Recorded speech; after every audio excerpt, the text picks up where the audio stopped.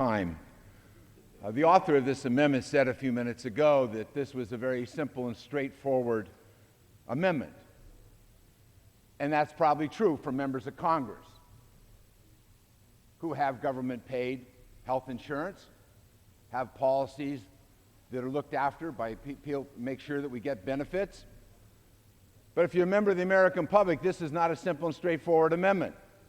If you're a member of the American public, this amendment changes your life for millions of Americans, for millions of Americans and for millions of their children, for millions of their parents. This amendment changes their life. This isn't straightforward. So many of our new Republican colleagues have come to town and said, I'm just one of the folks back home. I'm not enamored with Washington. I'm just one of the folks back home. Vote for this amendment and you won't be like the folks back home. Vote for this amendment and you'll be very different than the folks back home, because you'll have insurance and they won't. You'll have coverage and they won't. You won't have lifetime caps and they will.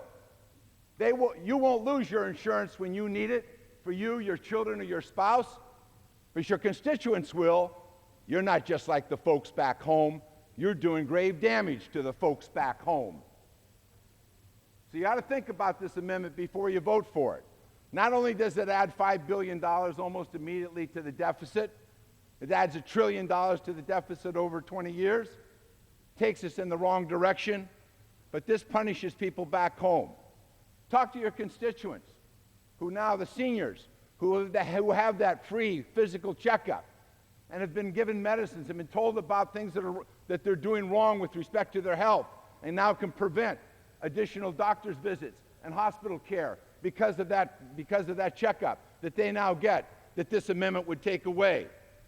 Talk to the parents, and you really ought to talk to the grandparents of the children who now have coverage that didn't have it before.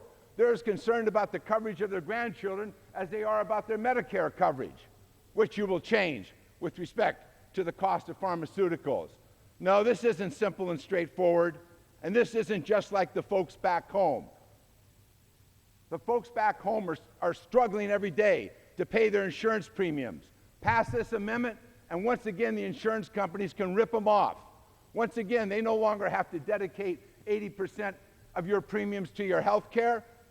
They can write themselves the bonuses, the advertising, the salaries, and forget the health care.